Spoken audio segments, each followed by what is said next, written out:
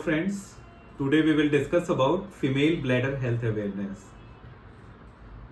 Means जो urination से related जो प्रॉब्लम्स हैं हमारे स्टूडेंट्स हैं, कॉलेज स्टूडेंट्स, स्कूल स्टूडेंट्स, उनमें कितनी प्रिवेलेंट है ये, तो it's near about 11 to 88% prevalence. Means मान के चलिए हर दूसरी जो भी फीमेल्स हैं उनमें यूरिन से रिलेटेड कोई ना कोई समस्या होती है। इसमें दो तरह की समस्या हो सकती हैं, या तो ये वॉइडिंग से रिलेटेड सिम्टम्स हो सकते हैं, means voiding lower urinary tract symptoms, और irritative lower urinary tract symptoms. Voiding means पेशाब में जोर लगाना, यूरिनेशन में डिफिकल्टी, पुअर फ्लो, स्ट्रेन करना, हेजिटेंसी करना, incomplete evacuation of urine. Irritative symptoms जो आजकल काफ़ी कॉमन होते हैं स्टूडेंट्स में, आपने देखा होगा अपने फ्रेंड्स में, उसमें होता है कि increase frequency of urination. Means जो भी स्टूडेंट है या जो फीमेल्स हैं वो कंप्लेन करते हैं कि उन्हें बार बार यूरिन जाना पड़ता है। इसमें डे टाइम फ्रीक्वेंसी भी हो सकती है या नाइट टाइम फ्रीक्वेंसी हो सकती है। Normally 6 to 8 times normal frequency of urination होता है। या फिर कुछ फीमेल्स होती हैं जो कंप्लेन करती हैं कि यूरिनरी इनकॉन्टिनेंस से रिलेटेड प्रॉब्लम है, कि उनका यूरिन टॉयलेट पहुंचने से पहले यूरिन निकल जाता है, या कफिंग पे, स्नीजिंग पे यूरिन निकलता है, या फिर कई बार नींदों में यूरिन निकलता है स्लीपिंग के टाइम में, या फिर महसूस ही नहीं होता उन्हें कि इसके पीछे कोई इडियोपैथिक फैक्टर है या नहीं। या फिर अर्जेंसी होती है कि वो कहीं भी किसी ट्रैवल कर रहे हैं, क्लास में बैठे हैं और कोई, तो वो उनकी जो यूरिन को रोकने की जो क्षमता है, कैपेबिलिटी है, वो डिक्रीज हो जाती है, तो उसे हम अर्जेंसी बोलते हैं। तो ये सब तो सिम्टम्स हैं जो कि काफ़ी प्रिवेलेंट है। हमारा जो ये फीमेल ब्लैडर हेल्थ अवेयरनेस है, इसी की प्रिवेलेंस आइडेंटिफाई करने के लिए कि कितना प्रिवेलेंट है और उसको हम कैसे कम कर सकते हैं।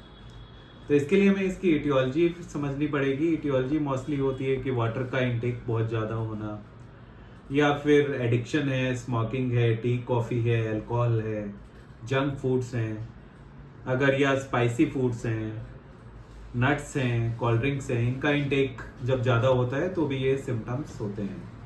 अदर रिस्क फैक्टर्स में है कि ओबेसिटी का होना, कॉन्स्टिपेशन का होना, या फिर कुछ मेडिसिन ऐसी होती हैं जो यूरिनेशन का फ्रीक्वेंसी को इंक्रीज करती हैं, या फिर कोमॉर्बिडिटी है डायबिटीज से रिलेटेड। तो आज हम मेनली प्रिवेंशन पे ध्यान देंगे। प्रिवेंशन के लिए हमें इसके बारे में एजुकेट होना है।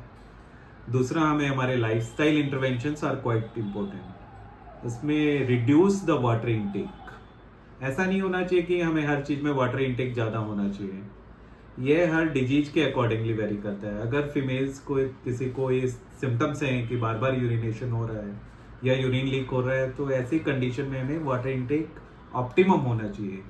ऑप्टिमम वाटर इंटेक क्या है? मतलब जब हम थर्स्टी हैं, जब हमें प्यास लग रही है, हमें उतना ही पानी पीना है। तो अगर हम मानेंगे सीजन टेम्परेचर के अकॉर्डिंगली भी ये वेरी करता है, पर normally it should be around 1.5 to 2.5 litres. तो अगर आपको लग रहा है आप इससे ज़्यादा पानी पी रहे हैं, तो अपने वाटर इंटेक को आपको कम करना है, तो आपको इन सिम्टम्स में रिलीफ मिलेगा। तो ये तो हुई वाटर इंटेक से रिलेटेड बात। दूसरा आता है, we have to also reduce the consumption of caffeinated and carbonated beverages like tea है, कॉफ़ी है, अल्कोहल है। इन सब चीज़ों को भी कम करना है। साथ में नट्स हैं, जंक फूड्स हैं, उनको भी कम करना है, क्योंकि ओबेसिटी भी एक रिस्क फैक्टर है। तो हमें वेट को रिडक्शन करना है, हमारी लाइफस्टाइल हेल्दी होनी चाहिए, डेली एक्सरसाइज करना है, योगा करना है, जिससे हमारी मसल्स भी स्ट्रांग होंगी। इसके साथ साथ बोवल एंड ब्लैडर जो है, उनका भी आपस में कनेक्शन है। दोनों की नर्व सप्लाई, जो नर्व्स हैं, वो सेम है। तो अगर कॉन्स्टिपेशन से रिलेटेड प्रॉब्लम्स हैं, तो उनमें भी देखा गया है कि रिसर्च में यूरिनेशन से रिलेटेड प्रॉब्लम्स भी ज़्यादा होती हैं। तो हमें अपनी बॉवल हैबिट्स को भी नॉर्मलाइज करना है, कॉन्स्टिपेशन को अवॉइड करना है।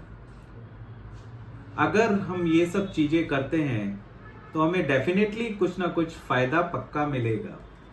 इसके साथ साथ हम हमारी लाइफ में जैसे पेल्विक एक्सरसाइजेज हैं, पेल्विक फ्लोर मसल थेरेपी भी बोलते हैं या कीगल एक्सरसाइज बोलते हैं, वो भी हमें करनी है। इसको आप कहीं भी यूट्यूब पे या गूगल पे या अदर सोशल मीडिया पे सर्च कर सकते हैं, ये एक्सरसाइज कैसे करना है, या फिर हम अपने फिजिशियन से कंसल्ट कर सकते हैं। तो इसमें हमारे जो भी हमारे एनल ओपनिंग के अराउंड की या जो वेजाइना के अराउंड की मसल्स होती है, हमें उनको स्ट्रॉन्ग करना होता है। तो हमें उनको टाइट करना है, एब्डोमिनल मसल्स को टाइट नहीं करना है। और उसमें टाइट करते हुए हमें धीरे धीरे उनकी टाइमिंग बढ़ानी है। जैसे आपने टाइट किया है 5 सेकंड के लिए, फिर धीरे धीरे 10 सेकंड करिए, फिर 15 सेकंड करिए, और एक बारी में 10 टाइम्स करना है। और डे टाइम में नियर अबाउट 3 to 4 सेट्स करने हैं। ये हम बैठे हुए, लेटे हुए, कभी भी हम इस एक्सरसाइज को कर सकते हैं और इसके रिजल्ट्स काफ़ी अच्छे हैं। और कई बार हमें कुछ और भी हम चेंजेस कर सकते हैं, जैसे डबल वॉइडिंग है, जिनमें यूरिनेशन पूरा खुल के नहीं हो रहा है, तो हमें उन्हें बताना है कि टॉयलेट करने से पहले 2-3 मिनट टॉयलेट में रुके और दोबारा टॉयलेट करके निकलें। इसे डबल वॉइडिंग बोलते हैं। टाइम वॉइडिंग होती है, जिसमें बार बार फ्रीक्वेंसी की कंप्लेन है, कोई फीमेल पेशेंट है, उसमें बार बार उसे यूरिन जाना है, तो हमें उसे कहना है कि धीरे धीरे कंट्रोल करने की हैबिट डालनी है।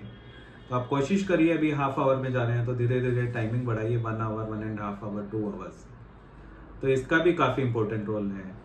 तो फ्रेंड्स, इन सब चीज़ों का ध्यान रखिए। मुझे उम्मीद है डेफिनेटली आपको इससे फ़ायदा होगा। Thank you.